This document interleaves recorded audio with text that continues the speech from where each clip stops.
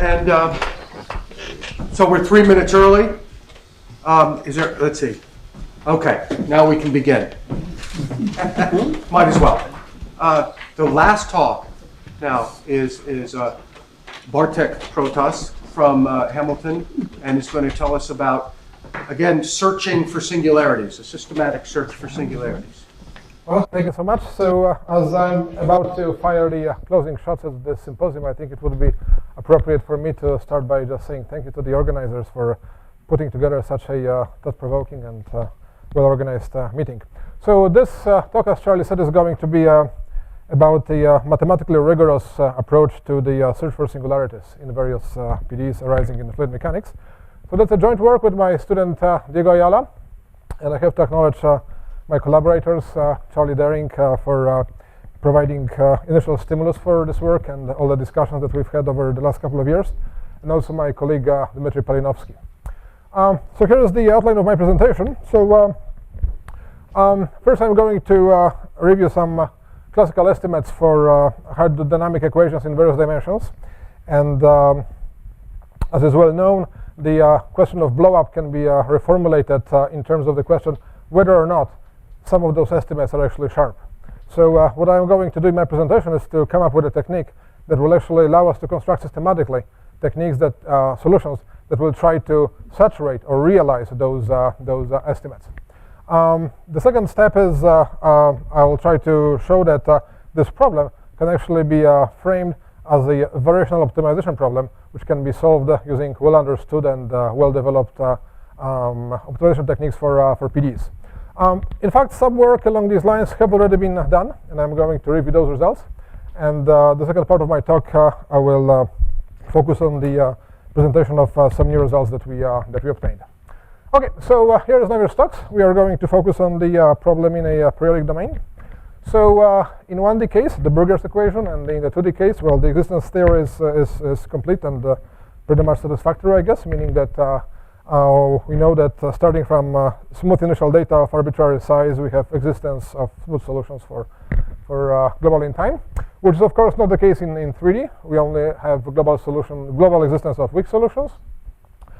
Classical solutions are known to exist starting from arbitrary smooth initial data only for finite times, which means that the possibility of blow-up, understood as the formation of singularity in a finite time, cannot be ruled out. So that's, as we know, it's the subject of one of the Clay millennium problems. Now, in analysis, there are many different angles of attack on this problem, and I guess one important approach relies on the study of various quadratic quantities, such as the entropy. So there's a family of results which basically boil down to the statement that the solution remains smooth as long as the entropy is bounded, or I should probably put this the other way around, that the entropy remains bounded as long as the solution is smooth. So I guess one way, looking at this problem from the computational perspective, one way of trying to see whether or not there might be a singularity, I guess one could track the history of entropy or a similar quantity. For classical solutions, these are well-defined objects which are smooth functions of time. So we can in principle try to see how quickly they grow if they indeed do. So that's basically the question. So I guess one thing one would like to do is to understand how quickly the entropy can grow, and there are various estimates that have been derived, and the one that I guess is the sharpest result of this kind today predicts that the upper bound of entropy, that the rate of growth of entropy is upper bounded by the entropy to the power 3, which means that if we actually treat this, if we integrate this as a differential equation, then the upper bound blows up. Okay. So it means that if there should be solutions which actually saturate, which realize this upper bound, then we would have finite time blow up. Those solutions would blow up in finite time. So I guess the question concerning the possibility of blow-up can be rephrased in terms of the following question, namely, if there are solutions which can actually saturate this upper bound. Okay, and this, in fact, is an optimization problem. We can set up an optimization problem which can be solved using numerical techniques. that will do exactly this. Of course, doing this for Navier-Stokes problem is a formidable computational task, yet one that still remains on the horizon. For the moment, however, I would like to focus on something slightly simpler. So we would like to examine similar problems in 1D and in 2D. Now, I said just a moment ago that we have completely satisfactory existence theory in 1D and in 2D. However, for those problems, we can also derive very similar estimates for the rate of growth of quadratic quantities using techniques pretty much the same as for the 3D Navier-Stokes case. And the question whether or not those estimates are sharp is in fact quite relevant. And that's actually what I'm going to ask. That's the kind of question I would like to address in my presentation. So the first model problem, Burger's equation in a periodic domain. Entropy is defined in the classical way. Now the instantaneous rate of growth of entropy, d dt, is upper bounded by e to the power 5/3. Now the best finite time estimate predicts that the entropy, the maximum entropy over the time interval is upper bounded by this expression, which asymptotically for large values of E0 gives us exponent of 3. Now moving on, we have another model problem. We have the two-dimensional Navier-Stokes equation written in the vorticity form, where J denotes the familiar Jacobian determinant that I defined here. Now, in the 2D case, the entropy is in fact rather uninteresting quantity, of course, only on the periodic and the unbounded domain, simply because entropy can only decrease. However, if we consider the vorticity equation and then take the gradient of vorticity, then we obtain an equation governing the evolution of the vorticity gradient, which exhibits a stretching term quite similar to the one in the 3D Navier-Stokes equation. So this equation is bound to be, well, lead to some interesting behavior. And the associated quantity is the polentropy, which is the L2 norm of the vorticity gradient. So that's the relevant quantity of interest in the 2D case. Okay. Now, so what about the rate of growth of polentropy, dp dt? Well, it can be expressed using this relationship, which I will denote R nu. There exist estimates for the instantaneous rate of growth of polentropy derived by Charlie and his postdoc, and also by my student Diego. Those are pretty much equivalent. Now, what distinguishes the estimates on the instantaneous rate of growth in the 2D case from those in 1D and in 3D is that here the right-hand side is in fact given in terms of two quantities, namely the polentropy and also the entropy E. Okay. Of course, using the Poincare inequality, we can eliminate the entropy. So we have the right-hand side given entirely in terms of polentropy, but the Poincare inequality is likely to be non-sharp here. So we are losing sharpness at this step. Okay. So this is something that is actually going to play a role in the sequel. And here we have a corresponding estimate for the maximum that polentropy can attain over a finite time window, where the maximum is upper bounded by p0 to the power 2. Okay, so here is a summary of all the estimates for the 1D case, for the 2D case, and for the 3D case. They come in two flavors. Namely, we have estimates for the instantaneous quantities concerning the instantaneous rate of growth of a given quantity. So if we have here the time axis, and here is either entropy or polentropy. So we are sitting at a specific instant of time, and we are looking for a field living in a specific function space, in a specific Hilbert function space, such that the rate of growth, say dp dt, is the largest. We're looking for a field which gives us the steepest slope. Okay, so these are the instantaneous estimates, and then we also have the finite time estimates, where we add one more parameter, namely the time window, and we are looking for the initial data. Let's call it phi, the initial time, such that over this window will attain the largest possible level of either entropy or polentropy, depending on how the problem is formulated. So filling the right-hand side column of this table represents a research program. We would like to know if those estimates are sharp, and in fact, some of those questions have been already answered, and I will give you some details. So how do we formulate such problems? Well, I guess the main observation here is that questions concerning sharpness of estimates can be framed as an optimization problem.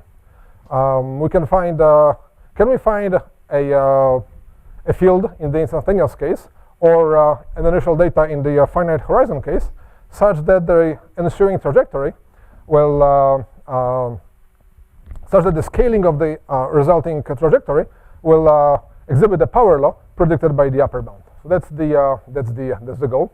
So we have two types of problems. We have problems which I call small because they concern the instantaneous estimates.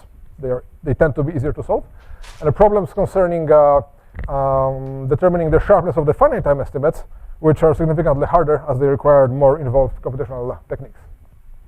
So what has been done? Well, the question concerning the sharpness of the instantaneous estimates for burgers was addressed by Charlie and his student Lulu. And they actually were able to analytically solve the variational problem and construct analytically a family of solutions that does saturate this estimate, showing in this way that this estimate is indeed sharp. Okay. Now the second problem concerns Burger's equation over finite time. Okay. So this is a problem we addressed with our student Diego. So the specific optimization problem we solved is given here. We are looking for, given two parameters, the initial value of entropy and the length of time window t.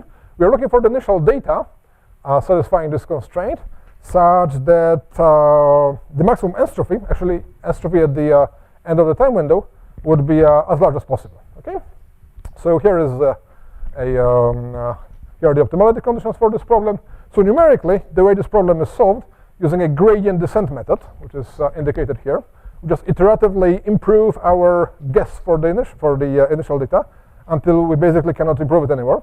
A key element of this approach is this guy in red, which is the cost functional gradient, which represents the infinite dimensional sensitivity of the cost functional of the objective function with respect to the control variable, which is the initial data. And well, solutions of such problems is a sort of emerging industry in computational PDEs, and there exists developed method to solve such problems. They typically rely on the solution of the suitably defined adjoint system, such that when we integrate the governing equation forward in time and the adjoint system backward in time, those two solutions give us information that encodes the gradient in it. Okay, so that's complicated, but certainly feasible and can be done. There's also some technical issues related to enforcement of the entropy constraint, which can also be resolved. So here are some results for the Burger's case. We have two parameters, the length of the time window and the value of the polyentropy is 0.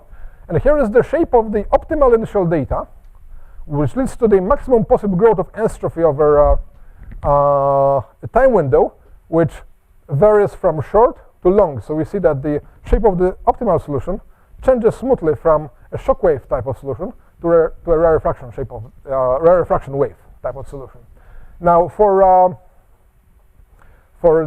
we now plot the maximum entropy that was attained over our time window versus the level of entropy that characterized the initial condition, well, we have those plots. Well, there are several lines because they are parameterized by the length of time window. We consider a number of different lengths of the time window, and we see that they all collapse into a nice envelope whose power law is 1.5. Okay, let me remind you that the exponent in the analytical upper bound was 3, which means that it's actually not sharp.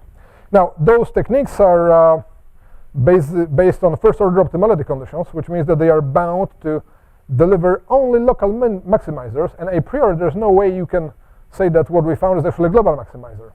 However, in this problem, I believe we carried out a very honest search for different solutions, and in fact what we found was a countably infinite family of maximizers parameterized by different wave numbers, all of which turned out to be a rescaled copies of one maximizer. So they are basically the same solution, just rescaled. That's what we found. So coming back to our table, the answer to this question is that unfortunately this estimate does not appear to be sharp. Okay, jumping now to the 3D case, instantaneous. So this was again addressed by Charlie and his student Lulu. So using a similar technique, yet applied to the instantaneous problem, they found two family of solutions with the upper branch exhibiting the scaling of 3, which means that the instantaneous upper bound for Navier-Stokes featuring an exponent of 3 is in fact sharp. Okay, and here's what the corresponding solution looks like. So we can put another answer in our table here. Okay, so this is pretty much a review of the results that have been obtained up to now, and from now on I would like to discuss some new results, starting with the 2D instantaneous case. Okay, so in fact the basic estimate, the more fundamental estimate for this case is this one here, and as I said earlier, it has both entropy and polynstrophy on the right hand side. From the computational point of view, it's actually quite complicated, because if you wanted to maximize the right hand side, we would have to do this subject to two constraints, okay, which means that the maximizers would have to live on the intersection of two nonlinear manifolds in H4, which is computationally sort of difficult to do. And while solution of this problem does remain our goal, for the moment I'm going to report on the solution of a simpler problem where we actually reduce this to one constraint. So we know that, well, we always have the Poincare inequality, and the presence of the polynstrophy constraint plus the Poincare inequality means that entropy is bounded as well. So if we enforce just the polynstrophy constraint, then by Poincare we'll know that the entropy is bounded as well, although we cannot control its exact value. This, however, simplifies the problem a lot. And well, how do we solve this problem? Well, we do this as before, using essentially what is a gradient flow, a discretized gradient flow. One detail that one has to be quite careful about is the fact that the gradient does have to live in the right subleft space, which is H4 in this case, for a number of technical reasons, most related to the fact that our control variable is the stream function. Yeah, I'll be done. So here's the expression of the gradient. I will have a few more words to say about the structure of this gradient in a moment. And again, we enforce the constraint using what we call arc minimization. So let me show you some results. So we discovered two branches of solutions corresponding to different increasing values of the polynstrophy. Here's the first branch shown for small values of P0. So we see that for small P0, we actually have negative growth. For small P0, we cannot have growth of polynstrophy. We can only have decrease of polynstrophy. The bullet points here correspond to the represent the values of the polynstrophy characterizing these three fields. By the way, in the limit of P0 going to 0, the problem actually becomes quadratic, and we can solve it analytically. Hence, this solution is just given by the eigenvectors of the Laplacian. Okay, and we see that as we increase the value of polynstrophy, the structure of this field changes. Now we discovered also another branch indicated here in blue. Now for values of the polynstrophy up to almost 10, they are very close to each other, but so initially we thought that there might be actually bifurcation somewhere here. However, the fields do look quite different. So I think that they actually fork out at 0, although, well, the question is still has to be analyzed more carefully. Now, more interestingly, we should analyze those branches in the limit of large values of the polynstrophy, and with the goal of comparing this to our analytical estimate, which is given here. So the upper branch is given here. When we do the fit, we obtain the exponent of 1.57, and here are the corresponding vorticity fields. And I would like to bring to your attention this intriguing structure, which features a central vortex, which shrinks in a shape-preserving manner as the polynstrophy increases. Okay, and we also have another branch. And even though the difference in the exponents tends to be rather minuscule between those two branches, the structure of the vorticity fields characterizing the maximizers on the other branch is actually quite different. For large values of polynstrophy, they basically don't change. I mean, the shape doesn't change. The only thing that happens is that the magnitude grows. Okay, so the first field shrinks and the other one just grows. Okay? Which is clearly distinct mechanism. Here's, by the way, a blow up of this central vortex, which is a key element of the maximizing field characterizing the upper branch. So those fields can be regarded as solutions of the Euler-Lagrange equation for our cost functional, which is given here. Now we observe this shape-preserving structure that persists as we increase polystrophy. Now the increase of polystrophy is equivalent to, via suitable rescaling, to the decrease of viscosity. So I guess what one would like to do is to study this family of solutions in the limit of vanishing viscosities, which leaves us with the following Euler-Lagrange equation, which has, I think, a very intriguing structure. So we have three terms, each involving the Jacobian determinant, with a bilaplacian and Laplacian floating around. So there's interesting combinatorial cyclic structure. I guess I haven't had a chance to do much analysis on this, but I think there is some hope that it could lend itself to some Lie group approach or something. It's an open question. Okay, so basically this table is my summary. So as regards the instantaneous 2D Navier-Stokes case, well, we didn't find this estimate to be sharp, which is of course not surprising because we use the Poincare inequality. So I guess the jury is still out, and this means that Diego and I have to do more work actually solving the problem in the presence of two constraints, which is an ongoing effort. Well, the next thing to do is, well, tackle the finite time horizon problem, and we are already gearing up for this task. And of course, looming large on the horizon is the big 3D Navier-Stokes problem, which I think is in principle tractable. There exist tools that make it possible to tackle such problems, such optimization problems computationally, although, as I said, the task is formidable. Let me put up some references to wrap up. Paper by Charlie Daring, which sort of set the stage for this research direction. Our paper with Diego, recently published in Physica D, and a manuscript we are preparing. And as I will be taking questions, I thought I would probably show solutions of the